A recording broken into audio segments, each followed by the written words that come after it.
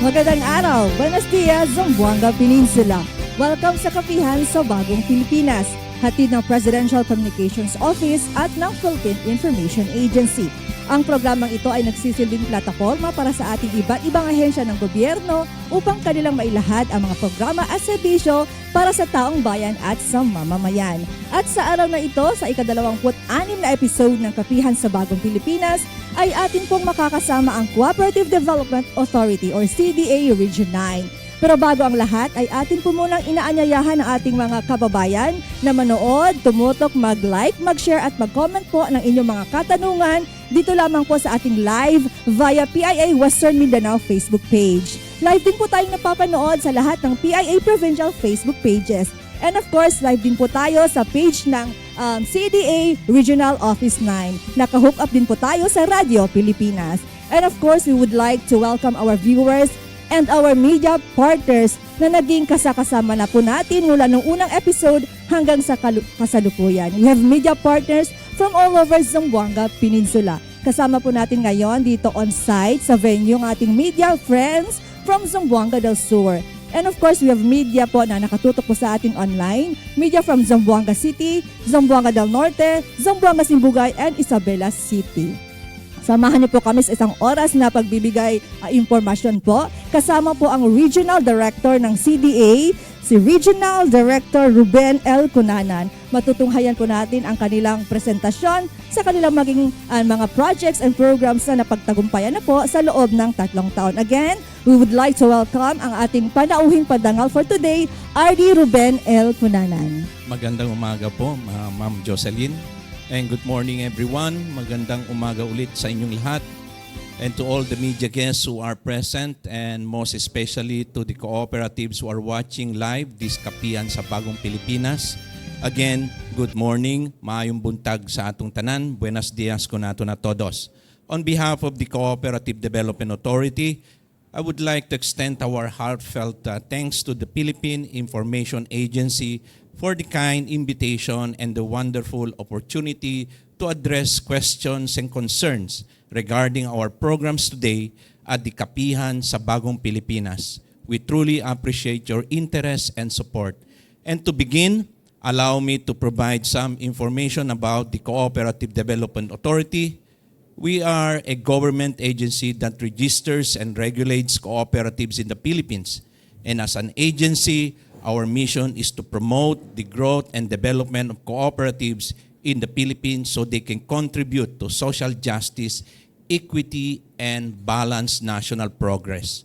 To provide you with a deeper understanding of the work we do, we encourage you to turn your attention to the audio-visual presentation that follows. It will give you a clearer view of the programs and initiative we have in place at the CDA. The Cooperative Development Authority. Constitutional mandate. The Congress shall create an agency to promote the viability and growth of cooperative as instruments for social justice and economic development. Article 12, Section 15 of the Philippine Constitution. Legal basis. Republic Act 11364, an act reorganizing and strengthening the Cooperative Development Authority, repealing for the purpose of Republic Act No. 6939, creating the Cooperative Development Authority. The authority shall be an agency attached to the Department of Trade and Industry, DTI, for policy and program coordination of cooperatives. Section 3, Republic Act 11364. Vision, by 2025, CDA is ASEAN's benchmark of excellence in cooperative development. Mission. To provide developmental, regulatory, and quasi-judicial services to cooperatives, thereby giving access to socio-economic opportunities to their members. The CDA's commitment. The CDA's regulatory environment is towards a safe and sound operations of cooperatives, specifically in good governance, effective management practices, well-defined policies and procedures, healthy financial condition, and compliant to laws and regulations. CDA's development plans for cooperatives. Cooperative Development Program. The Cooperative Development Authority, CDA, provides technical assistance to cooperatives as part of its mandate to strengthen and develop cooperative enterprises. This assistance is aimed at helping cooperatives grow, operate effectively, and contribute to their members' economic and social welfare. Our technical assistance is composed of capability training like pre-registration seminar, fundamentals of cooperative, governance and management, bookkeeping seminar, business continuity seminar, and other training related to cooperative. Another CDP program is a Special Assistance for Recovery Alleviation, SARA program. Is an initiative aimed at providing targeted aid to cooperatives, particularly during periods of crisis or recovery. This type of program focuses on assisting cooperatives that are struggling to recover from economic downturns, natural disasters, or other emergencies that affect their operations and members' livelihoods. The Bayahang Cooperatiba program is an initiative spearheaded by the Cooperative Development Authority, CDA, to strengthen and empower cooperatives in the Philippines. This program is designed to engage directly with cooperatives nationwide, providing opportunities for capacity building, technical assistance, and addressing sectoral concerns. The program's ultimate goal is to promote sustainable development and inclusive growth within the cooperative sector and to comply with the mandatory requirements to be submitted every year. The accreditation of cooperative external auditors, mediators, and cooperative training providers is a key function of the Cooperative Development Authority, CDA, to ensure that cooperatives are supported by qualified professionals. These accreditations help cooperatives maintain compliance, resolve conflicts, and build their capacities through quality services. The COOP Capitid program is a collaborative initiative of the Cooperative Development Authority, CDA, that aims to foster partnerships between well-established cooperatives, referred to as Big Brother cooperatives, and smaller or struggling cooperatives, referred to as Small Brother cooperatives. The program promotes mentoring, resharing, and technical assistance to empower weaker cooperatives and help them achieve sustainability and growth. COOP Biz is a program initiated by the Cooperative Development Authority, CDA, to support cooperatives in developing and expanding their business ventures. The program focuses on enhancing the entrepreneurial capabilities of cooperatives, providing access to resources, and creating market opportunities for their products and services. COOP Biz emphasizes innovation, sustainability, and inclusivity, aiming to make cooperatives competitive players in the local and national economy.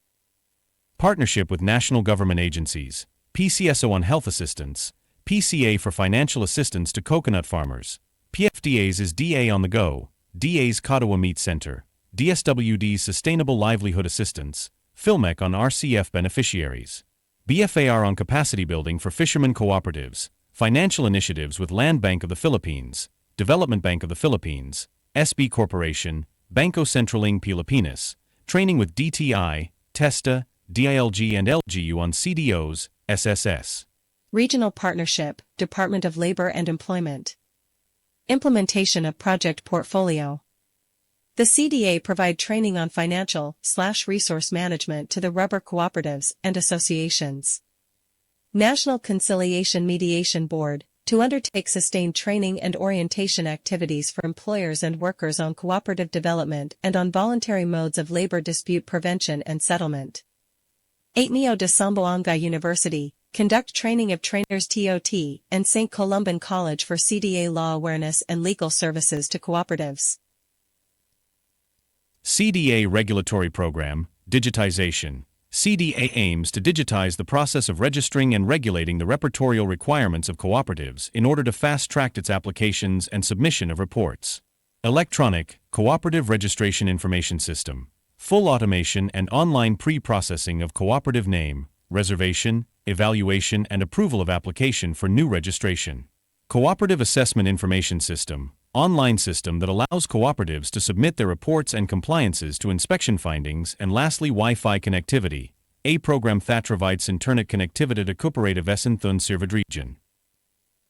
Quasi-judicial programs, CDA Legal Awareness Program, institutionalization of CDA dialogue mechanism, technical and legal assistance to the general public regarding the enforcement of CDA laws, investigation of complaints and reports against cooperative.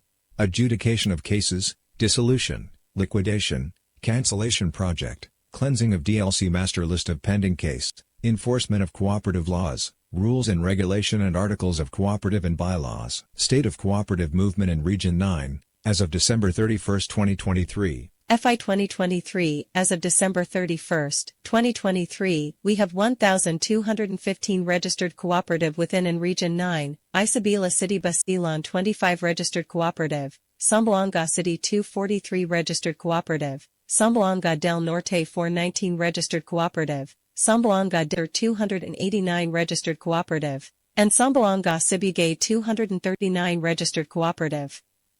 Out of 1,215 registered cooperative, 419 is compliant cooperative, 292 non-compliant and 504 under DLCD. The data shows that in Isabela Basilan, 1 compliant cooperative, 6 non-compliant, and 18 under DLCD. On Zamboanga City, 74 is compliant cooperative, 67 non-compliant cooperative, and 102 under DLCD. Zamboanga del Norte 168 compliant cooperative, 80 non-compliant, and 101 under DLCD. Zamboanga del Sur 88 compliant cooperative, 84 non-compliant and 117 under DLCD, and lastly Zamboanga Sibugay 88 compliant cooperative, 55 non-compliant and 96 under DLCD. Membership, employment, and category as of December 31, 2023. Large category has 27 registered cooperative with 834,874 members and 2,019 employees. Medium category has 58 registered cooperative with 51,298 members and 628 employees. For small category we have 84 registered cooperative with 25,720 members and 960 employees. And lastly for micro category we have 187 registered cooperative with 12,923 members and 920 employees with a total of 356 registered cooperative submitted mandatory reports out of 711 registered cooperative.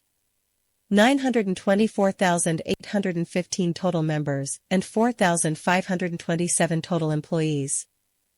Assets, paid up, volume of business, and net surplus as of December 31, 2023.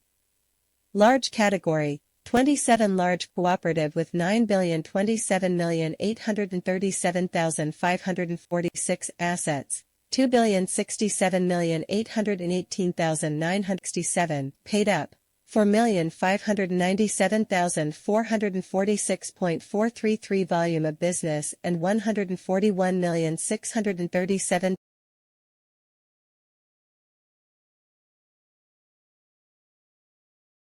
91,709,247 assets, 456,423,350 paid up, 788,238,059 volume of business and 50,890,224 net surplus. For small category, we have 84 co-op with 604,137,380 assets, 136,998,101 paid up, 416,065,321 volume of business and 13,896,652 surplus. And lastly, for micro category, we have 187 cooperative with 155,578,603 assets, 33,188,314 paid up,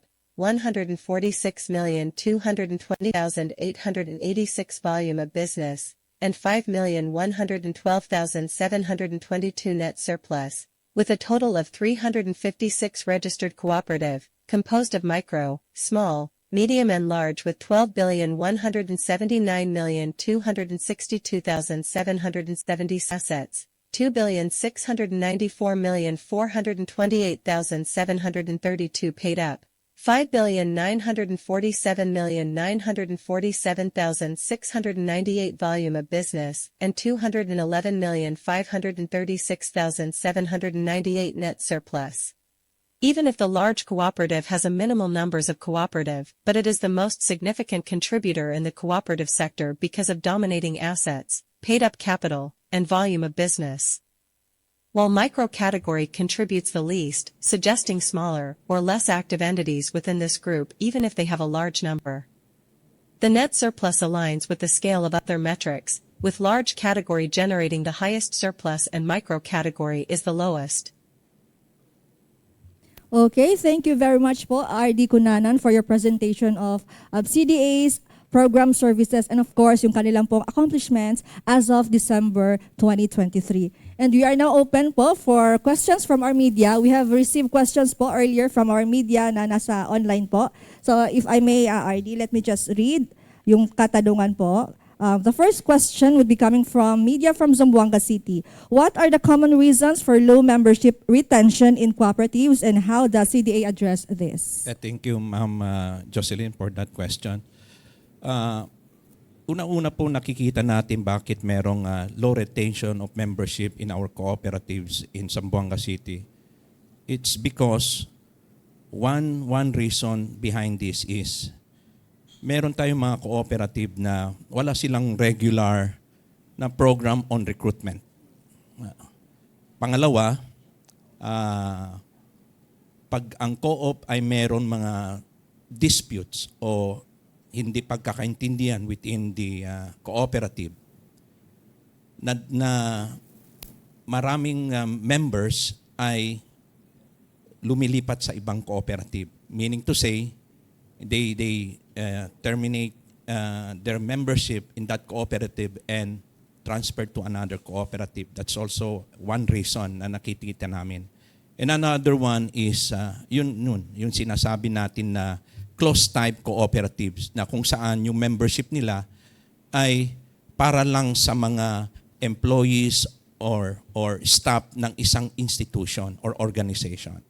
Sa ngayon, ang CDA ay gumagawa ng paraan kasi kung makikita po natin sa datos natin, sa total population po base sa total population ng Pilipinas ay nasa 12% lang po yung total of membership in the cooperative. That's about 12 million individuals na member ng kooperatiba.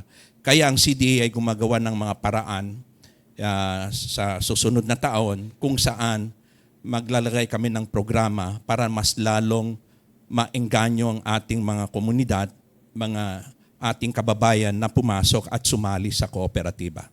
Okay, thank you. Second question still from our media sa Zamboanga City. What initiatives does CDA have to assist cooperatives struggling with financial sustainability? Kung titignan po natin, Ma'am Jocelyn, ang CDA po talaga ay wala siyang loan portfolio, no? Wala siyang regular na pondo para magbigay ang in a form of pautang sa ating mga cooperative. But CDA is trying its best effort para mabigyan ng ating mga kooperatiba ng financial assistance. That is through our mga legislators, kung saan ang ating mga legislators sa Senate and the House ay minsan ay i-channel nila yung some of their funds to CDA para mabigyan natin ng financial assistance ang ating mga kooperatiba. Kaya kami ay masaya at itong taon ay marami na kami nabigyan ng financial assistance. Isa na dyan yung Zamboanga City, marami po tayong benepisyaryo ng ating SARA program at yung Malasakit program ng ating mga senador at kongresista. Okay. Now we go to media sa Zamboanga del Norte. What is their role in the, ano daw yung role ni CDA sa LCAC campaign, especially po yung sa community po, nagkikreate din daw po ng cooperatives? Yes, oo. No? Kami po ay isa sa mga ahensya na aktibo sa EO70, that is the LCAC program of the government. No? Kami po ay nagbibigay ng impormasyon sa mga identified areas under LCAC kung saan ang CDA ay pinapakita ano yung mga alternatibo na pwede nilang gawin after they join the government, no? Especially yung mga members ng community na sinasabi natin na identified as member of the insurgents, no? Yung mga bumalik loob sa ating gobyerno. Kami, ang CDA, ay nagbibigay kami ng alternative livelihood program for our communities under LCAC. Okay. Still from Zamboanga del Norte Media, ZDN or Zamboanga del Norte is known for its agri-fishery products. So what are the common challenges you see in fisher folks that need government interventions? And how are the strengthening of the fisher folk cooperatives? Yes, oo. Oo, tama, Ma'am Jocelyn. No? Katunayan po, kung makikita po natin, ang fisher folks talaga ang medyo dehado ngayon, no? As far as government intervention. Dito lang sa Zamboanga del Norte, makikita po natin, especially dyan sa coastal area, marami po tayong mga fishermen dyan, ang fisher folks na nangangailangan ng tulong ng gobyerno. Kami naman sa CD ay gumagawa kami ng paraan para maorganisa itong mga fisher folks natin kasi nakikita natin ang kulang talaga sa kanila ay livelihood programs at sustainable employment sa ating mga fisher folks. So one way of resolving that concern would be to organize the group into a cooperatives and extend efforts by linkaging them to other national government agencies that can also provide other assistance to sustain the organization and provide additional startup capital for the fisher folks. Okay, thank you. Now we go to our media from Basilan. At tanong niya po is, ano yung specific metrics or tools na ginagamit po ni CDA para po sa pag-monitor ng financial health and performance of cooperatives in the region? So how often are these assessments conducted to ensure timely interventions? Yes, para malinawagan po tayo niya, no? It's a detailed, kailangan natin detailed information coming from our regulatory section. It is being head by our senior CDS, Miss Cristal Caindog. Maybe we can request Cristal to provide the detailed information kung paano ang CDA gumagawa itong proseso na ito. Okay, Ma'am Crystal, go ahead. Go ahead. Good morning po sa lahat. Regarding po dun sa pag-monitor po ng financial status ng ating mga cooperative, one of the reports to be submitted to the Cooperative Development Authority annually is yung ating audited financial statements po. Yung ating audited financial statement naman po ay ini-incorporate din po dun sa ating Cooperative Assessment Information System kung saan makikita po yung financial performance po ng ating mga cooperative kasi may automated na computation po doon sa mga ratios po, financial ratios po ng ating cooperative. So doon po ma-rate kung ano po yung standing doon ng ating mga cooperative. And pagka may makikita po doon yung remarks po ng financial status ng ating cooperative, yun, tinitingnan po namin na needs improvement, may mga remarks po doon na needs improvement, makikita po namin. So, yun po, fina-follow up po namin or binibigyan din po namin ng assistance, paano po sila mai-improve, paano po ma-improve yung kanilang business activity doon sa kanilang kooperatiba. Okay, maraming salamat. Another question from Basilan pa din. How does CDA facilitate capacity building initiatives aimed at strengthening financial management skills? So may mga specific training programs po ba daw? Yes, opo Ma'am Jocelyn, no. Katunayan po ang Cooperative Development Authority ay nagpalabas ng isang memorandum circular informing our cooperatives na meron na po kaming capacity building program wherein CDA can provide free training for our micro and small cooperatives.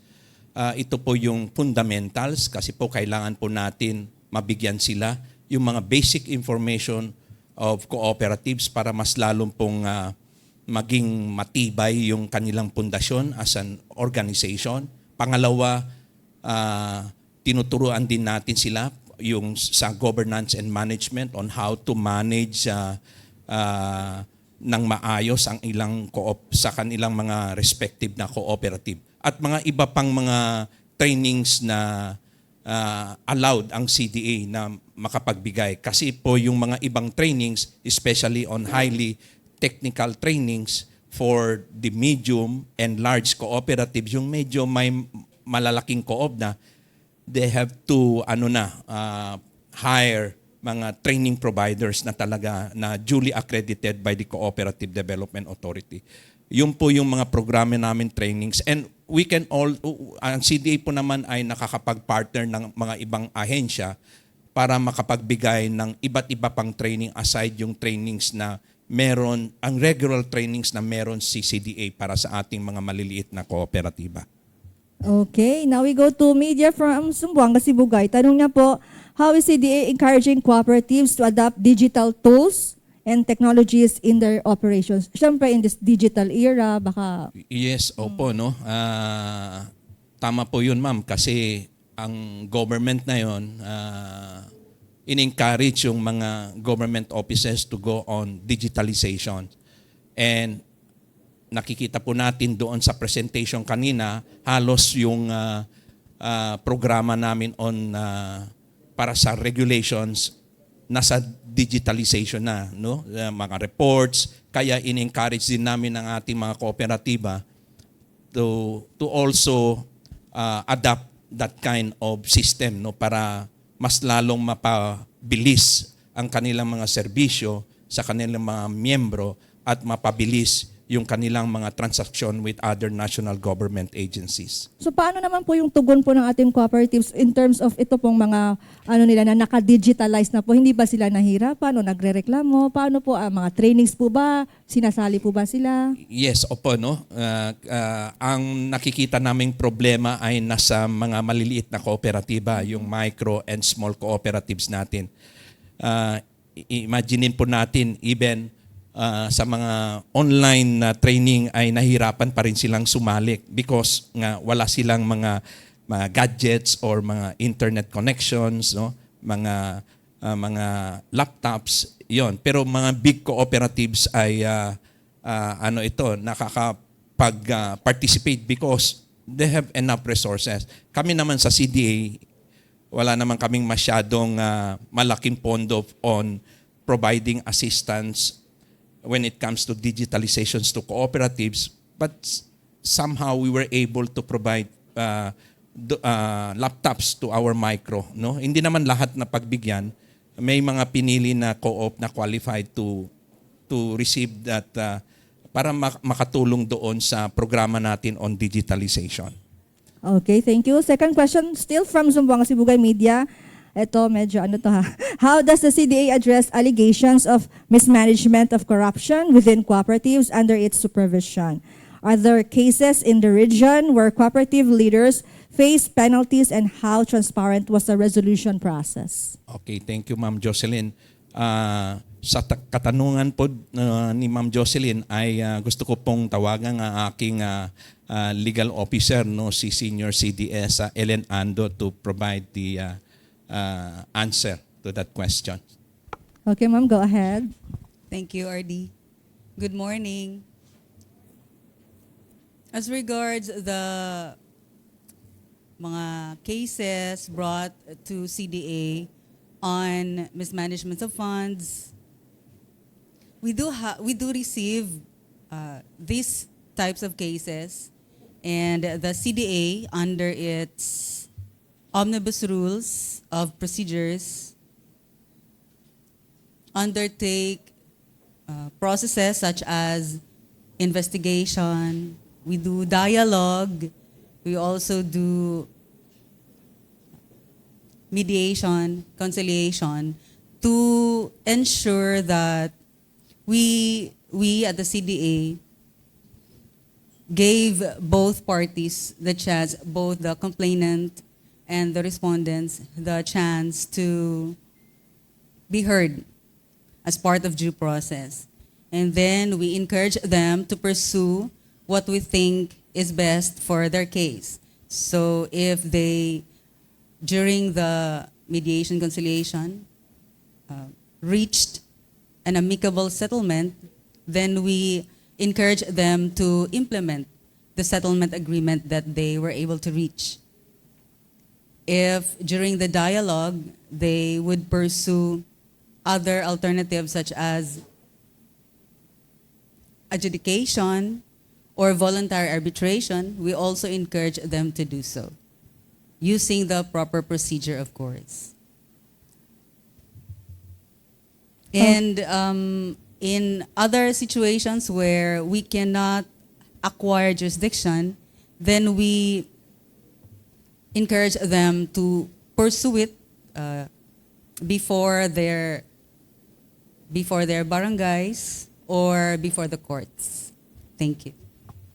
Okay, maraming salamat po, ma'am. And now po at this point, kung meron pang pahabol na questions online, babasahin natin siguro mamaya.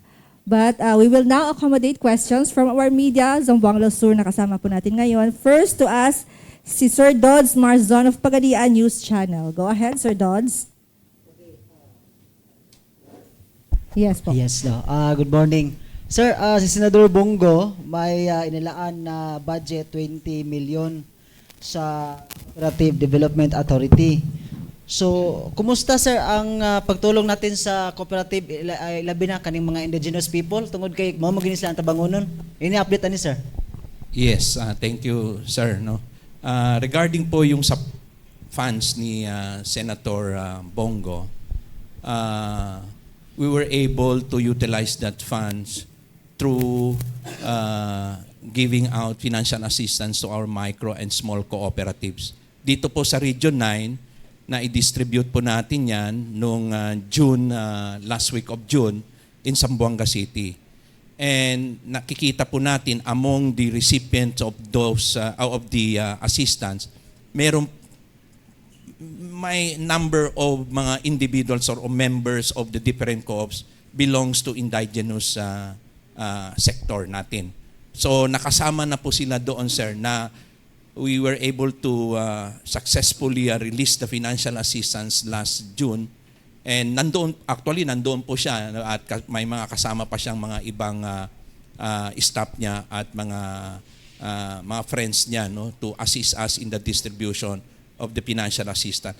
Maliliit lang siyang amount, ang importante ay maraming nakabenepisyo doon sa pondo na nilaan niya sa CDA. That's about 15 cooperatives, no, na nakatanggap ng tig 50,000 pesos. No, nindot sir no kay tabangonon mangguning indigenous people tungod kay wala pud sila financial capacity. Yes. Na mobarog sa ilahang association, so with the help of CDA matabangan. And then ongoing gahapon inyo hang magkandak og kaning kumbaga seminars sa mga tanang kooperatiba sir. Basta cooperative. Yes, sir. Even associations, we even cater them, no? Sa programa namin sa CFIDP, yung sa Coconut Farmers program natin, no? Kung saan yung Coco Levy Fund ay nilaan dito sa programa, ay ina-assist din natin sila, even associations pa lang sila. We include them in our trainings and especially in our mga pre-registration seminar para sila ay maengganyo at ma-convert into cooperatives. Okay sir, thank At you. mapalawak pa yung assistance namin sa kanila as a cooperative. Okay, thank you sir. Thank Okay. you din po. Maraming salamat po kasamang Dodds. And of course, we'll have Jun Ray Tibor of Papa Tibs TV. Good morning, ma'am and sir, and good morning, classmates. Sir, my question is, how do you assist the Community Fish Landing Center na wala nag-operate, sir? Saan po yan, Sir Banda, sir, yung fish landing? Particularly, sir, sa sir, sa Proc Bulinaw, Barangay Pantado, Malinaw, Zamboanga del Sur. Okay. Sa ngayon, ang meron lang lumapit sa amin to assist them ay yung 3rd District of Zamboanga del Norte. Kasi ang isa nating kaibigan doon na isang legislator ay lumapit sa CDA at nagpapatulong para tulungan yung mga fisher folks doon. Dito naman sa ibang lugar, like for example in Zamboanga del Sur, we are still working doon sa area na kung saan ay magkakaroon kami ng magandang partnership with the local government unit, especially the provincial government. Sa ngayon kasi wino-work out namin na magkaroon po tayo ng partner na specifically yung tinatawag natin na Provincial Cooperative Officer at uupo kami pag-usapan kung ano-ano bang yung mga areas na pwedeng tumulong ang CDA, especially to our fisher folks. Kasi isa na din po yan sa mga instructions na binigay sa amin ng head office na aside from giving assistance to our farmers, agriculture, cooperatives, we will also assist, no, and give focus also to our fisher folks. Kung saan sinasabi ko nga kanina, medyo napabayaan natin yung mga fisher folks natin. Next year, we will assure you, sir, na ito po yung sektor na tutulungan namin by 2025. Hopefully sir, kasi sa amo amang good sir, atong unag operate panindot kayo na mga opportunity. Ang mga tambay nakasapi kay maglibor ba. So nindot man to nga kuan nga nahitabo, but now wala pila na katuig na standby na ginamang fisher folks. So thank you kayo, hopefully ma-realize na soon. So my next question sir is ingon ani. Naay mga project nga gihatag sa mga association na fisher folks, like katong mga makina o katong mga napay mga financial, how do you assess sir atong kuan nga wala na gid siya ga-operate karon pod? Yun, sir, bawion na sir or unsa may pamaagi ana sir? Kami sa CDA, sir, ang nami gihatag 2 years ago or 3 years ago yung rice machinery. And lately, nakapagbigay din kami ng rice milling machine sa ating mga agriculture cooperatives. Hindi ko lang alam, sir, kung yun ba yung tinutukoy ninyo, pero we are doing a regular monitoring on their operation as well as on the management of that facility. Kasi po, kung meron pong mga ganon hindi na nag-ooperate, binibigyan talaga namin ng assistance yan. Kasi accountable din kami doon sa mga binigay namin na facilities. Otherwise, ma-AOM kami sa COA. So, ang effort ng CDA pagdating po sa mga non-operating co-ops, we really focus on giving technical assistance para maibalik yung status nila as compliant and later ma-comply nila yung requirements, at the same time mabigyan sila ng certification from CDA that they are actually operating and compliant to the rules and regulation of CDA, at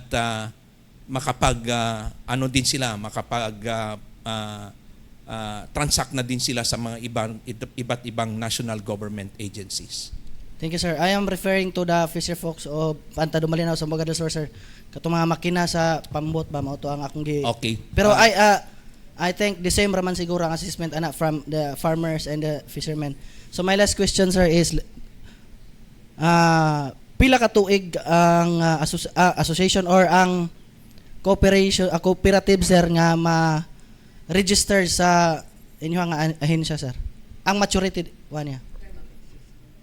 Yes, may I request our senior CDS Elinor Tolosa, who is the head of the registration, to provide the answer of our friend here from Zamboanga del Sur.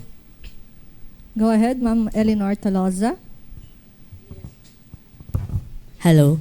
Okay, ang isang kooperatiba ay per law, no, ay binibigyan ng up to 50 years sa kanilang term of existence, pero pwede nilang i-extend yan whenever parang 5 years before kailangan nilang mag-apply for extension.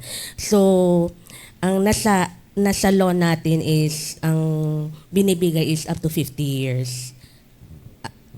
Dagdagan ko lang doon, sir, yung sa registration, kung walang delay is on the part of the cooperative, kung wala po siyang delays as to compliance of the documentary requirements, nasa ano lang siya, sir, within 15 days or 10 days, marehistro na namin yung cooperative.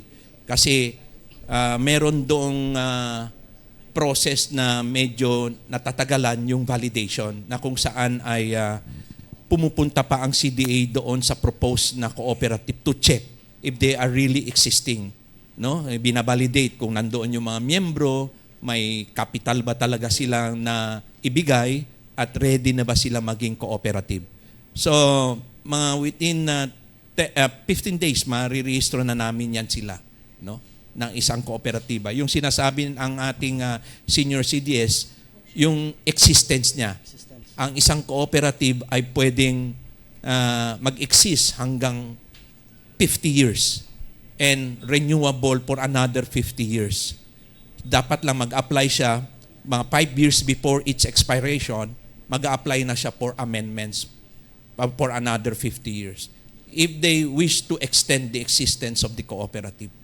Otherwise, ano na siya, parang ma-delist na siya sa amin registry of cooperatives. Thank you, sir. Thank you, ma'am.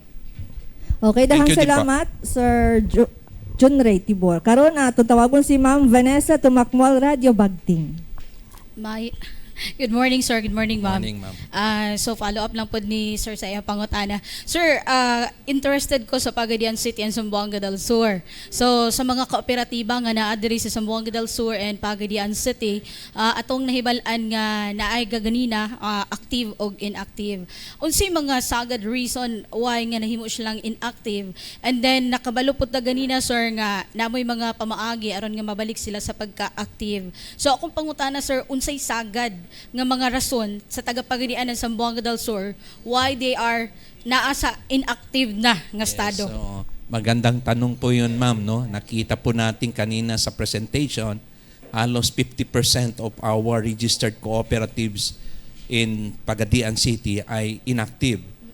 Ang mga rason po nakita po namin base po sa namin mga inspections and feedback from our field offices ay isa po yan ay wala silang designated na compliance officer na kung saan ay tumututok lang doon sa compliance ng kanilang cooperative sa mga regulations of CDA and other national government agency.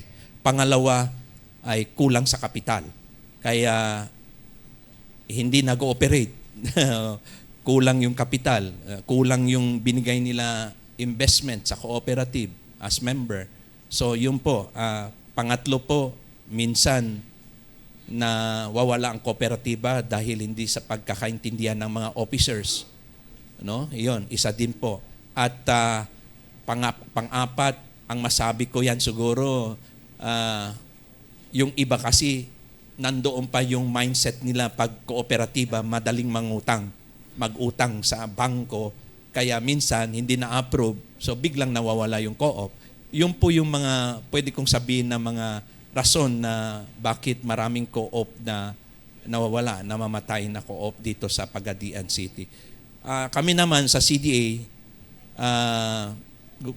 meron kaming mga programa na kung saan doon namin sinasabi kung anong pwede namin itulong dito sa mga non-compliant. Like for example, yung bago namin, pero natapos na yun. Pero isa yung mga initiative na ginawa ng CDA para tulungan ng mga inactive, yung amnesty program namin. No? At yung consistent namin sa pagbibigay ng technical assistance, especially for cooperatives hindi na nag-ooperate for 2 years. Sa tingin namin, pwede pa sila isalba. Kung gusto pa nila mag-co-op, madali. Pero kung more than 2 years, medyo mahirapan na kami. Kasi marami ng dokumento kailangan. So, yun, mga 2 years na hindi operating, pwede na namin tulungan pa yon, no, para ibalik yung nila. And then, ang pinaka-importante, every time we have this kind of activity, we always inform the public that cooperative is not a breach para doon sa mga bangko na madali tayong mangutang. Alisin natin yung sa isipan ng bawat Pilipino na ang kooperatiba ay hindi lang para pwede mangutang. Ito ay alternatibo ito para solusyonan yung problema natin sa kahirapan. Kaya makikita po ninyo ang CDA ngayon iba na siya, hindi na siya katulad nung dati because of the new law. We were given more powers aside from our regulatory and developmental. Meron na po kaming quasi-judicial. So mas lalo pa ngayon lumakas ang CDA na hindi na lang siya basta hayaan mawala ng isang co-op, especially yung may mga away-away. We really intervene, no, to be able to maintain the peace and harmony within the cooperative. Okay. Thank you, sir, sa paliwanag. Yung pangalawang tanong ko po, sir, is ano po ba, aside from sa mga mangingisda na sinabi po niyo kanina, unsa pa may lain na kita ninyo nga potential nga pwedeng ma-develop, mahimo iso aron mahimong active or mahimong nindot nga kooperatiba sa Pagadian City and Zamboanga del Sur, sir? Ito po yung current na program ng CFIDP. Kasi noon, hindi natin nabibigyan focus yung mga coconut farmers natin. Pero with this program, with enough budget, CDA ay nagkakaroon talaga ng mga konkretong programa, activities para sa ating mga coconut. Siguro ito po yung coconut, masasabi ko, no? Itong coconut sector natin ang may potential talaga na magdadala sa buong cooperative sector sa pag-angat ng mga kabuhayan ng ating mga cooperative members. Kaya makita po ninyo ngayon, halos wala kaming hinto ang pagbibigay ng mga assistance sa coconut farmers. Especially yung mga associations natin, gusto natin maging co-op sila para mas lalo natin silang matulungan. May iba pang ahensya dyan. There are 17 implementing agencies under the CFIDP. So malawak ang kanilang oportunidad para makakuha ng mga iba't ibang programa from other implementing agencies. Yung coconut farmer sector natin, ma'am, sa tingin ko ang malaking potential in the coming years. Lastly na lang, sir, speaking of coconut, kasi mayroon akong mga kakilala, pero pag ingnon nimo nga mo ni ang wala man may kabaluan na unsaon na muna sila. So paunsa, sir, paano kami makasali niyan at paano sila makasali? Paano sila makasali, especially from 2nd District of Zamboanga del Sur, particular in Sagaka, Dinas. Kasi pag tatanungin mo yan, ay di ko alam yan. Paano ba yan? So Yes, sir? ma'am, tama po. Kasi dito sa programa, yung CFIDP, ang CDA naman ay nagbabase kung sino-sino mga benepisyaro. Base doon i-endorse ng Philippine Coconut Authority. So manggagaling po sa kanila yung listahan, sino po yung mga associations na dapat namin tulungan. So, pero yung mga association na dapat registered sila sa PCA as coconut farmers before the PCA can endorse them to CDA for us to extend assistance. So yun po yung pinaka-importante. They have to check with the PCA if their associations is duly registered as a coconut farmers, especially yung individual members. Kasi may requirement doon na before they can endorse your association, sisiguraduhin muna yung association that 50% of their members are registered or accredited coconut farmers with the PCA. Iyon po. And then, pag in-endorse na po ng PCA yung Coconut Farmers Association sa amin, tuloy-tuloy na po yung assistance namin hanggang maging cooperative sila at hanggang doon sa punto na pwede na namin silang iwanan at mag-operate ng mag-isa as a cooperative. Sir, thank you, sir. Ma'am, thank you sa paliwanag po. Okay, dahang salamat, Ms. Vanessa. Now we call Sir Vince Ambag, still from Radio Bagting. Okay, good morning. Good morning, sir. Sir, daghang programa ang CDA, no, sa nakadaiyang mga kooperatiba ug asosasyon. Ako ang pangutana, sir, labot sa kining mga aduna bay mga kooperatiba o asosasyon within sa atong area nga ang member is intended lang for PWDs ug kung naa is unsay kini ang gihimo nga programa tabang sa CDA para kanila. Yes, thank you, sir. No? Sa ngayon, sir, ay parang wala pa talaga kaming narehistro na yung members ay PWD. Pero meron po kaming mga assistance na binibigay doon sa mga co-op na meron mga members na PWD. Mostly, itong assistance na binibigay namin ay information pa rin about the rights sa cooperative, no? Na even if they are PWD, they have the same right with yung other individuals na regular employees, regular members. Yun po yung kadalasan yung binibigay namin na information. Kung ano yung tulong na binibigay namin sa mga miyembro ng iba't ibang kooperatiba, yung mga PWD natin na miyembro din ng co-op, they will receive the same assistance na yung sinasabi ko na assistance na tatanggap ng mga ibang miyembro. Sa ngayon po, yun po, and other information on how to take care the members, no, especially yung ating mga PWDs, yung mga requirement within the office na katulad sa mga national government agencies na meron requirement na mga facilities or equipments na dapat ma-establish within the organization for the usage of our PWDs. Yan pa. Okay, another question, sir. Daghanan og mga kooperatiba or mga asosasyon nga naka-focus sa agricultural, no? Agricultural nga side. Aside ana, sir, na pa ba yung mga kooperatiba nga lahi pod ang ilahang kini ang ginahimo or dili pagpangisda o coconut o unsa pa ba? Yes, daghan, sir. Katunayan, sir, under the law, kung hindi ako nagkakamali, there are 24 types of cooperatives. Minsan nakakalimutan ko nga kung ano-ano ba yung 24 na klase na kooperatiba. Like transport, meron tayo. Service, cooperative, meron tayo. Marami, sir, maraming klase. Workers, cooperative, meron tayo. Yun po, sir, mga iba't ibang klaseng kooperatiba.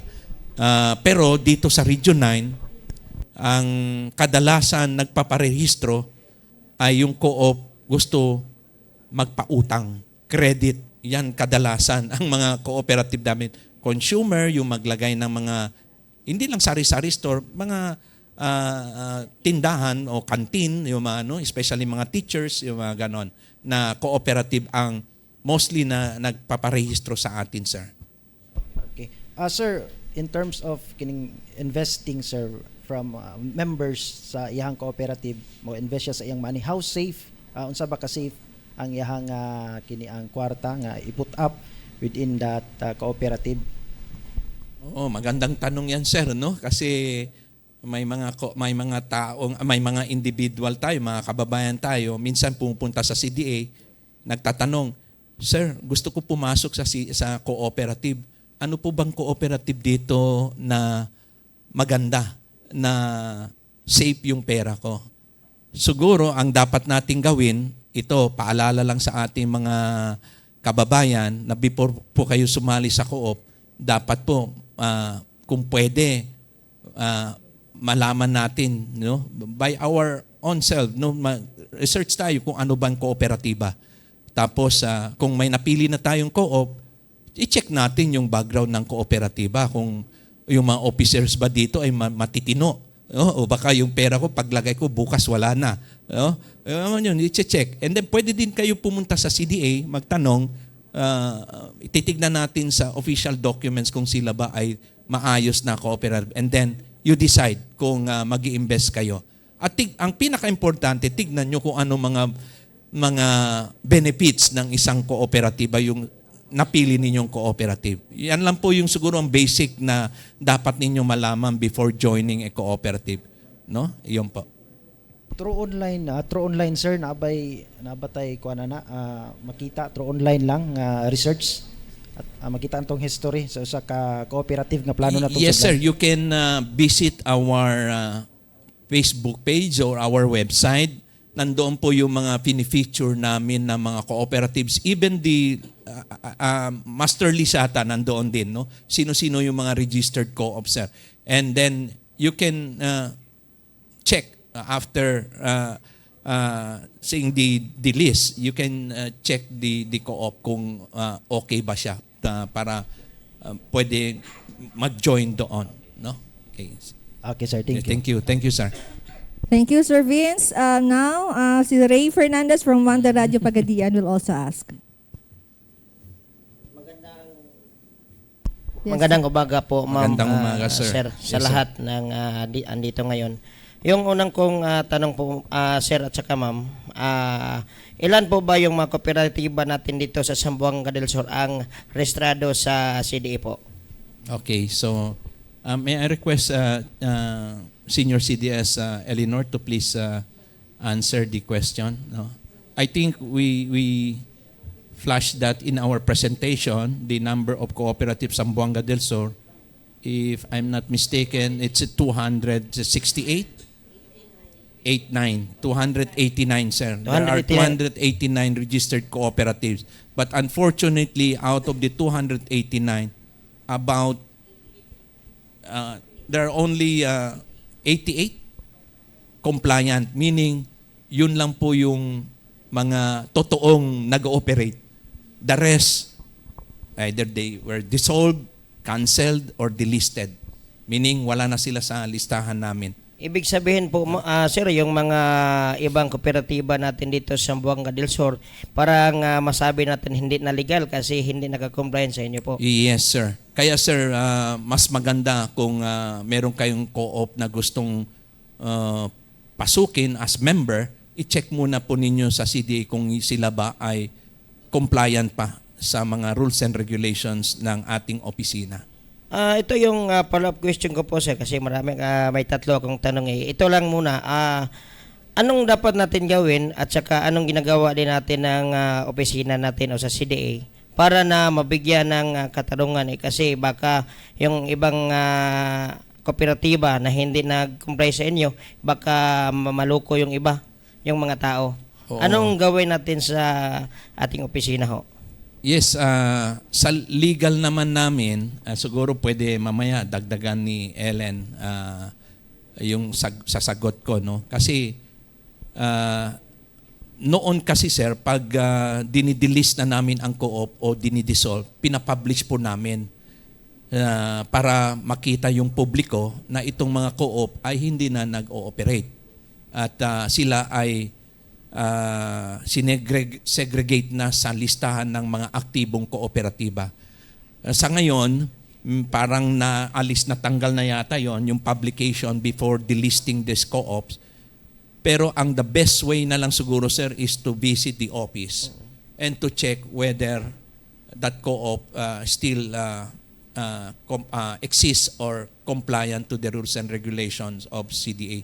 Yun siguro, sir, ang pinaka-best siguro na action pwede nating gawin para sigurado po tayo na existing co-op. Kasi bawal din yung mga co-op na hindi na nag-ooperate, na dissolved na, tapos they continue to operate, no? In public. Bawal po yun. Pwede po sila kasuhan doon kriminal, no? Under our law. Pwede namin sila kasuhan kasi bawal po talaga na gumamit, especially gumamit ng pangalang cooperative kung hindi ka rehistrado sa CDA. Ilan po ba yung tao ba yun kailangan para ma-legal ang ng cooperative po? Yes sir. Yung sigurong requirement as to number of members before you can register the co-op. Nasa batas po, nakalagay doon ay at least 15 pa rin. 15. Walang pagbabago dyan. Pero may narinig po kami na in the amendment of the law, baka i-increasean na po nila yan. No? Hopefully, next year ay meron tayong makikitang improvement doon sa pag-craft ng amendments of the 9520, especially on the number of membership, capitalization, kasi ang 15,000 ngayon, yun po ang pinaka-minimum na kapital na sa cooperative. Meron kang 15 members, 15,000 pesos, pwede mo na i-rehistro yung cooperative. Ganito po sir, kasi marami tayong dito na mga kooperatiba at saka baka meron pang gustong mag-apply sa inyo. Ano po ba yung dapat nilang gawin? Kasi baka gusto sila mag-create ng kooperatiba. Ngayon, baka mayroong nakikinig sa atin ngayon na pumunta sa inyong opisina. Ano yung unang-una nilang gawin po? At saka ano yung mga dalhin nila na mga requirements of papel po? Siguro si Senior CDS Elinor, no? Makasagot doon, no? Pero ang alam ko, ang unang talaga nilang gawin is to write the CDA and request for pre-registration seminar. Other requirements siguro, baka pwede na din si Senior CDS banggitin kung ano-ano pa yung requirements after the PRS. Yes. Once ang isang organization is interested to be registered as a cooperative, ang una-una po nilang gagawin is to write their letter request for conduct of the pre-registration seminar o ang PRS yung tawag natin dyan. So at least may 15 members na makaka-attend kasi para siyang prerequisite. So 15 members ang dapat mag-attend. During the PRS, doon na po kasi ilalatag lahat yung mga requirements, concept ng isang kooperatiba, ano ba tong kooperatiba, and the likes, no. So from there, yung mga naka-attend na mga proposed members, syempre makapag-isip-isip na rin na pagpatuloy ba nila or hindi yung pagpa-register. So from there, ang ating kasing application ngayon for cooperative, no, registration of cooperative is through online. So pagkatapos ng PRS, yung pag nag-decide na sila na magpapatuloy o magpaparehistro, they will apply online, through online po, through our website or the e-coop RIS or the Electronic Cooperative Registration Information System.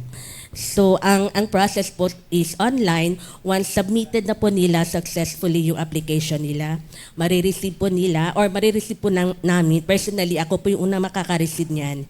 And then, a validator will be assigned. No? Pupuntahan po yung proposed cooperative, titingnan po yung viability, o totoo ba talagang may office sila, o totoo ba talagang may mga members sila, at saka kanilang capitalization. So once recommended by the validator na okay po yung na-validate po nila yung cooperative. So, ang process po ay magpapatuloy. So, once matanggap ko po ulit yung application, once wala po kami makikita pang mga findings, so ma-forward po yung application kay RD. And then from RD, once wala na pong findings, pwede na pong i-recommend ni RD for approval ang application. And then, yun po, payment, and then ang generation po ng ating certificate of registration. So once by findings po, ibabalik po yun sa level ng client, i-comply po nila yung findings, tapos upon completion, ibabalik po nila sa level ng CDA, and then yun pa rin magpapatuloy po yung proseso hanggang sa ma-approve po yung kanilang application. Yun po. Marami pong salamat, ma'am. Maraming salamat din po, sir. May huli akong katanungan galing to sa kasama ko. Kasi yung CDA parang nagbibigay ng tulong o kaya pera sa kung mag-request yung kooperatiba. Kasi baka mag-request yung isang kooperatiba tapos hindi nila yung pera na ibinigay nyo o yung assistant nila, ibigay nila sa kanila, parang kung saan-saan lang gagamitin. Bago nyo bigyan po, sir, yung mga assistant, may assessment ba po kayo? Yes, sir. Meron po tayong assessment yan. And maybe siguro si Senior CDS Al can elaborate on that. But ang pagbibigay po ng assistance, especially financial assistance to our cooperatives, will only base on the available funds na meron ang CDA, no? Kasi sabi ko nga kanila, wala po kaming regular funds para regular yung pagbibigay namin financial assistance. Pero ang pinaka-requirement namin sa kanila, sir, is dapat magpa-accredit muna sila sa CDA bago po sila maka-avail ng financial assistance. So may proseso po, may requirements, and after mabigyan sila ng accreditation and they were identified as one of the beneficiaries, then kasama na po sila doon na bibigyan ng financial assistance.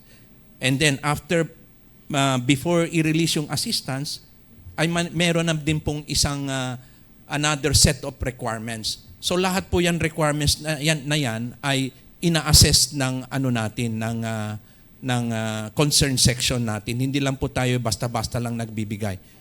There is a thorough assessment and validation as to the requirements of the cooperative. Ganun po yung proseso natin sa pagbibigay ng financial assistance. Marami pong salamat po, sir. Maraming salamat din po, sir. Magandang umaga po. Yes po. Okay, dahang salamat Sir Ray. Now, si Sir Franco Bagaloyos, Kokoy Bags TV, ang next na magtatanong. Okay, magandang umaga po, sir and ma'am. This is in regards, kasi mostly po tinatalakay natin yung mga kooperatiba or any organization. Yung CDE po, may maibigay ba siya na development or improvement para po sa ating pong mga job seekers? Yes, sir. Kasama din na po yan sa mga programa natin. Sa pagre-rehistro lang po ng isang kooperatiba, parang nandoon na po yung naka-incorporate na sa cooperative na once you registered, may oportunidad ng ating mga miyembro na magkakaroon ng employment.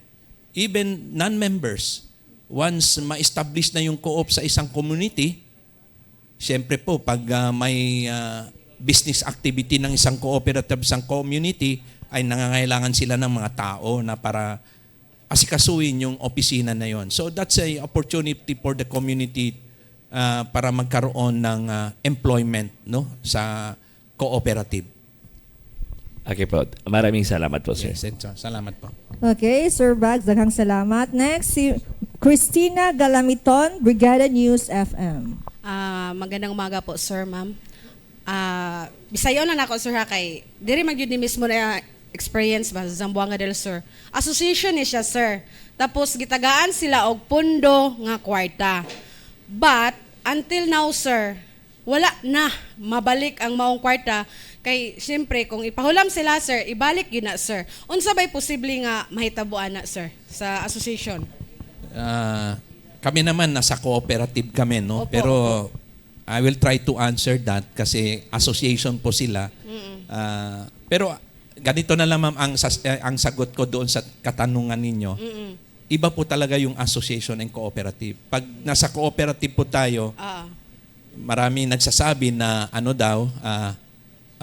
maraming gagawin, that is to ensure the asset of the cooperative. Kaya po ganun ka tedious yung requirement pag ikaw ay isang cooperative. Opo. Katulad po yun, may pumasok na pondo, dapat po pag sa cooperative yan, hindi yan pwede basta-basta lang nagastusin. O dapat recorded yan. Even a single centavo na lumabas from that account or from that funds, dapat naka-dokumento yan. At dapat mai-report yan sa members. Ganun po yung stricto yung cooperative. Kaya hindi siya tulad ng association, no? Pero sa cooperative ganun po. Kaya kailangan siguro talaga na yung maging cooperative muna. Kaya nga po yung programa namin ay conversion ng cooperative. Halos yung partner namin, national government agencies like PCA, NIA, and even DA, they request our presence para ma-encourage yung mga associations nila to register as a cooperative. Kasi mas siya, ma'am, sa Bisaya pa yan, mas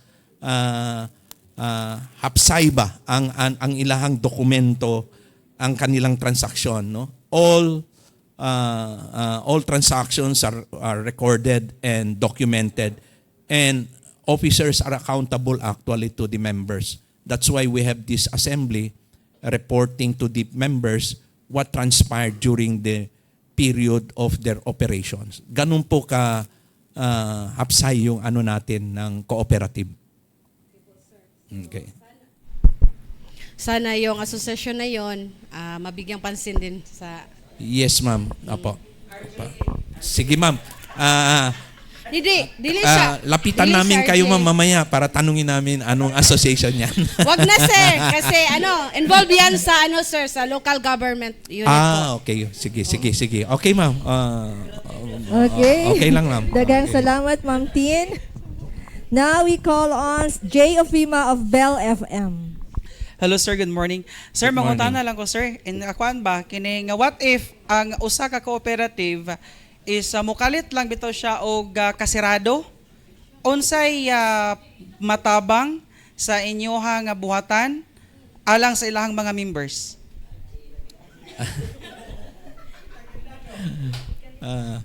Parang sabi niya parang bigla lang nagsara. Oo.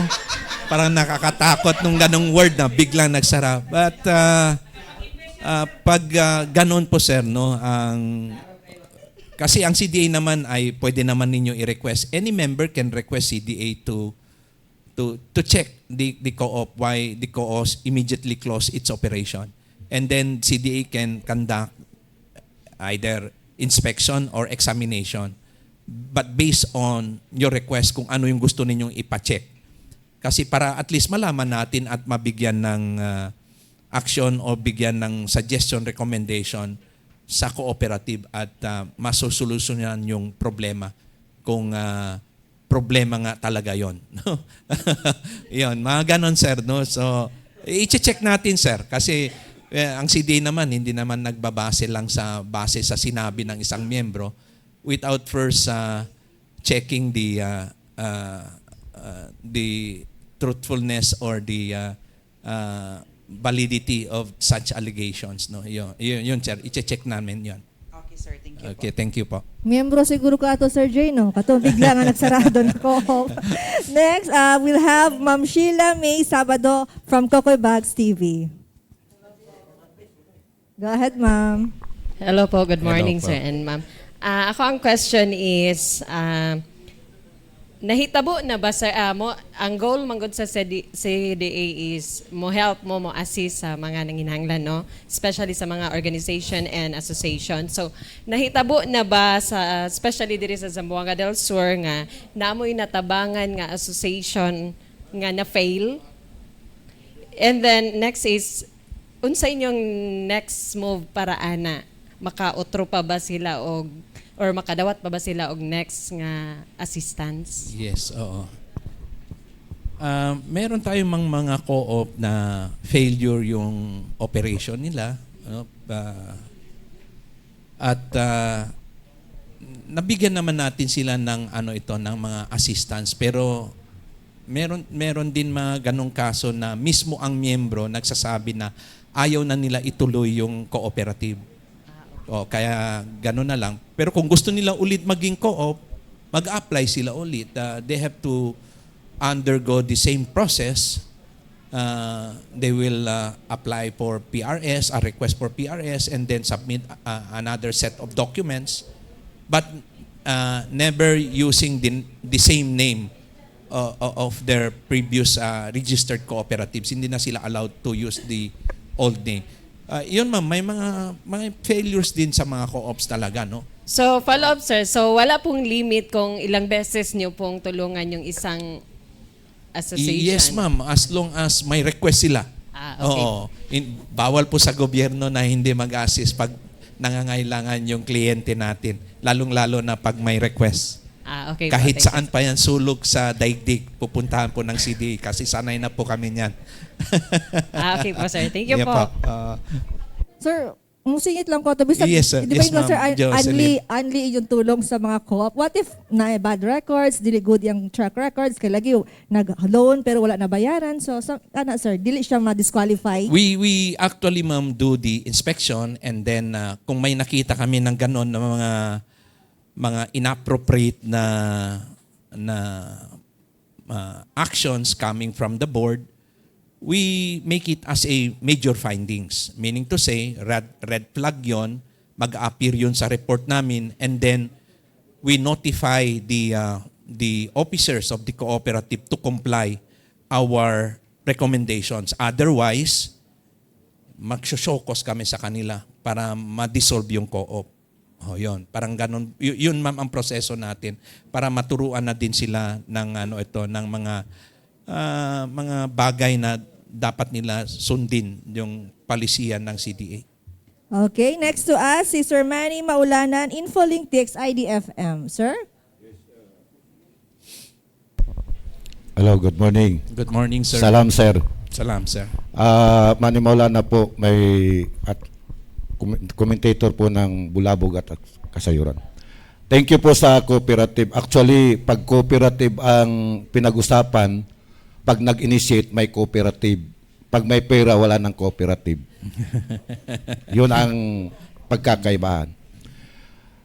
As member of the cooperative, if ever, siyempre, meron yang membership. Posible ba? Yes, sir. Meron. Hindi lang, dagdagan ko doon, sir, hindi lang po yung membership fee, meron din po kayong ilalaan na kapital doon as part of your investment, no? Separate po yun sa membership niya po. Aside from the membership, sir, after all, pag lumalabo yung isang cooperative, makakatanggap pa po yung mga member ng dividends? Yes po, sir. Ilang taon after Every year po, sir. At the end of the year, nagre-report po yan ng cooperative. Based on the report? Yes, sir. Based on their financial statement submitted to CDA. Kung may, yun lang po, sir. Kung may kita kayo, ang tawag po namin doon is net surplus. Kung may kita po kayo, pwede po ninyo yun, part of that net surplus, pwede po ninyo ma-distribute yun as a patronage refund and interest on share capital sa bawat miyembro. Pag may investment kayo, nagpapatronize kayo sa serbisyo ng co-op, at the end of the year, sir, pag net surplus, sigurado po may matatanggap kayo ng PR and IOC, ang tawag po namin doon. Okay, sir. Actually, sir, hindi po natin itong siyempre, alam po ng taong bayan to. Sa office niyo ba, sir, under Region 9, mga electric cooperative, ilan po ba ang nakaregistered sa inyo? Sa Region 9 po, wala po tayong electric co-ops na registered sa CDA. Pero sa Pilipinas, sa buong Pilipinas, meron po tayo iilan na narehistro po sa CDA. Dito po sa Region 9, ever since po, wala po tayong rehistrado na electric cooperative sa CDA po. But they are cooperative in such a way na they are registered with NIA. Sa NIA po sila registered, hindi po sila sa CDA. Yung pangalan pong cooperative, inalaw na po yon sa mga electric co-ops na gamitin po. Na yung mga electric co-ops natin, they can use the word cooperative na. Hindi katulad noon na pinagbabawalan. Yan. Okay, sir. Alam po natin, Pilipino, bright talaga, sir, di ba? From the start, di ba po, nag-registered sa inyo, sa CDA, yung electric cooperative? From the start? Hindi. Bago yung Ang naalala ko, sir, when I was in CDA in late 1999 or 2000, parang binigyan niyan sila ng provisional registration. Lahat po ng electric cooperative sa buong Pilipinas, pero may certain period lang yung validity ng certificate para lang makakomply sila ng requirements ng CDA at makapagrehistro. Unfortunately, majority of these electric co-ops were not able to comply the requirements. So meaning, bumalik sila as electric co-op duly registered or registered sa NIA. Hindi po sa CDA. Pero meron din nakapagrehistro sa CDA. From that time up to the present, sir, wala pa talaga dito sa Region 9 na nakapagrehistro ng isang electric co-op. Although we participated in the different General Assembly of Electric Co-ops with Ellen Ando para ma-promote yung registration with CDA. Pero the members and the officers decided na i-retain na lang nila yung registration nila with NIA and not with CDA. Ayun lang po na pagkakaiba, itong wala tayong natatanggap na dividendo sa ating electric co-ops kasi hindi nga siya co-op na registered sa CDA. Pero pag nakarehistro po yan sa CDA, kung malakas ka gumamit ng power, malaki yata siguro ang dividendo mo or your PRISOC kung registered sila. Pero unfortunately, ayaw ng ating mga electric co-ops from Region 9 to be a full-fledged cooperative duly registered with CDA. Ano pong pagkakaibahan po ng pagre-register ng cooperative into sa CDA at sa NIA? Yun na sir, sinasabi ko. Una, ito some of the pagkakaiba ng electric co-ops registered with NIA and with CDA. Doon na lang ako sa CDA. Pag-rehistro ka sa CDA, yung mga officers, hindi na sila appointed by sino. Di ba? Katulad sa mga electric co-ops natin, they were appointed by NIA and even endorsed by the local government unit, yung LCE, local chief executive, may mga recommend. Pero dito sa co-op, sir, ang magpipili kung sino maging officer, ang miyembro eh. No, hindi lang basta politician ang mag-endorse sa iyo na maging board of directors ka ng isang electric co-ops. Dito po, miyembro ang mag-elect. Even the manager, ang miyembro mag-appoint. Dito, mag-appoint niya sa electric co-ops. Pero dito sa co-op, miyembro ang magpipili. At the end of the year, malakas ka gumamit ng ang serbisyo ng co-op, malaki yung dividendo mo at the end of the year. Yung po some of the benefits na makukuha natin sa co-op pag ang electric co-op natin narehistro sa CDA po. Okay, sir. Papalo up ko lang, actually, naitanong to ng kasama natin, si Ma'am Vanessa, with regards to the cooperative na inactive at saka active. Ano pong pagkakaibahan po, yung ano pong pwede po doon sa dissolve in the sense na hindi pa canceled, na pwede pa nilang pa-reactivate yung isang cooperative? Yes, kami sa CDA, tama sir, no? Yung may mga dissolved co-op na gusto pa rin ituloy yung kooperatiba nila, ay ang advice po namin sa kanila, ang una nilang gawin talaga po ay bisitahin yung office namin para ma-check kung ilang taon na yung dissolved nilang co-op at tignan natin sir kung maagapan pa. No, base po doon sa mga remedies na naka-in place sa palisiya namin kung iyan ba ay ilang taon na dissolve o ilang taon na siya hindi nag-ooperate. Yon, base po talaga sa factual na information makikita natin, doon po natin lang maibibigay yung recommendation natin sa isang co-op na gusto pang ituloy yung cooperative nila. Yung po talaga, sir, ang recommendation namin is to visit our office and check we will check your documents, no, kung ano po yung pwede pa nating gawin talaga. Sa ngayon, pwede ko lang para sagutin ko na din, sir, no.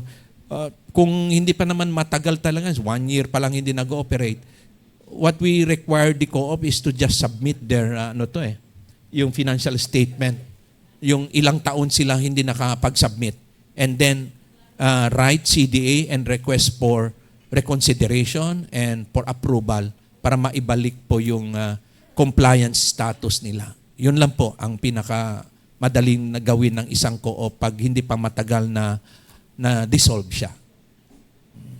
Okay, sir. Follow up ko din tong question kay Sir Optima, yung regarding sa member, halimbawa sarado. Kasi karamihan ngayon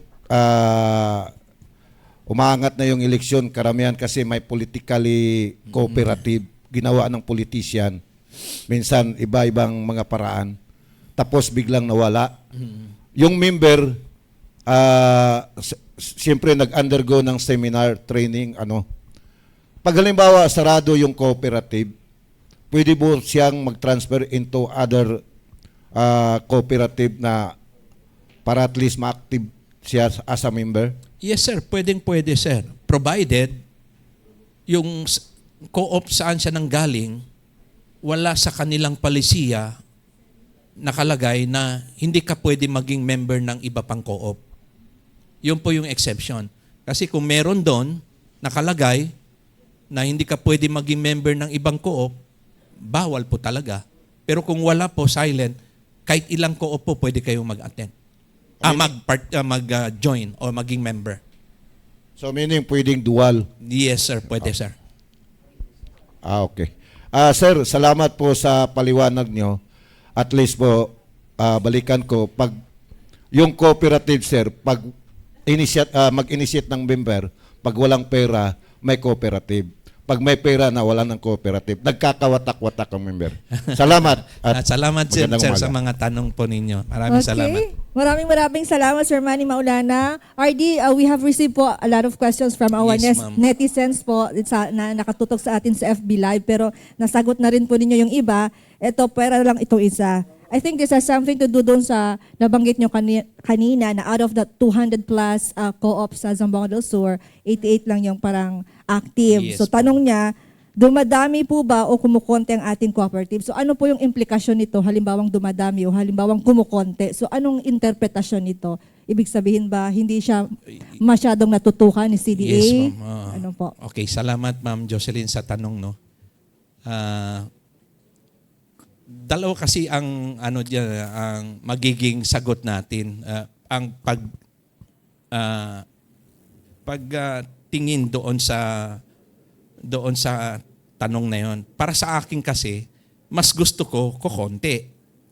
Kasi sigurado ako na lahat ito ay mga tunay na kooperatiba. Kasi may mga cooperative nag-exist lang because yung sinasabi ko, gusto mag-loan, ganon, no? Gusto ma-avail ng mga programa, pero without really the sincerity na mag-operate ng maging isang kooperatiba talaga. Kasi katunayan ngayon sa amin, we are cleansing our registry kasi mas gusto namin kukonti para yung focus namin, yung programa at yung mga nangangailangan ng tulong namin, ma-focus talaga namin at makikita namin yung tunay na development na binibigay natin sa kooperatiba. Kaya Ma'am Jocelyn, depende talaga kung paano yung pagtingin natin doon sa o pagsagot doon sa tanong. Kasi kami sa CDA, mas gusto namin malinis yung registry namin. Na wala na yung kasi kung inisip natin yung sa target ng opisina, mas klaro yung target namin. Kasi kung kasama pa yung mga marami, pero marami naman inactive, mahirapang namin ma-accomplish yung target. So mas maganda, kokonti at klaro kung ano yung magiging achievement namin at the end of the year. Ganun po, Ma'am Jocelyn. Kumbaga, it's not the quantity but the quality. Yes, o the quality. Oo po, yun po. Tama po yun.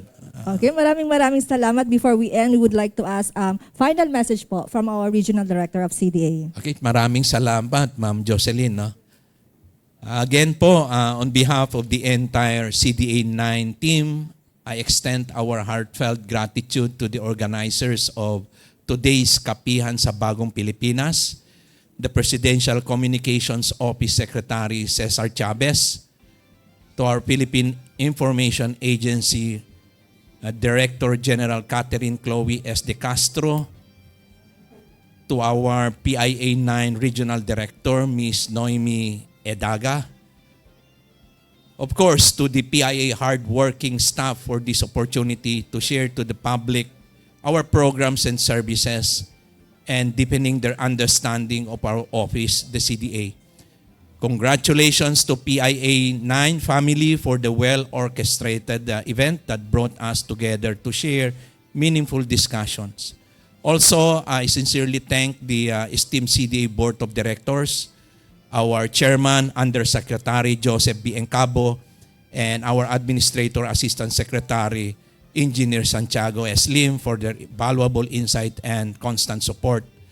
To our hardworking CDA 9 employees, to our senior staff who are present today, thank you for your unwavering dedication, support in making this event a success. To the media, to our friends from media personnel who join us today, we deeply appreciate your time and effort in covering this event and amplifying our message to the public. And lastly, to our clients, to our family, to our cooperative sector across the region, thank you for your untiring support to the programs of CDA and your commitment to serve and provide the needs of your members under the cooperative principles and values. Together, we continue to strive toward building a brighter and more collaborative future. Maraming salamat. Mabuhay tayong lahat. Mabuhay ang bagong Pilipinas. Maraming salamat, Ma'am Jocelyn. Okay, thank you so much, RD Ruben Cunanan of CDA. Thank you. And of course, we would like to thank ang buong puwersa ng CDA Region 9 na nandito po sila nakasuporta. Thank you very much sa ating mga media po na patuloy pong sumusuporta at patuloy pong tumatangkilik sa atin. And of course, our Barangay Information Officers Network na lagi ring nakatutok. And of course, our PIA technical team. Maraming salamat po sa inyong lahat.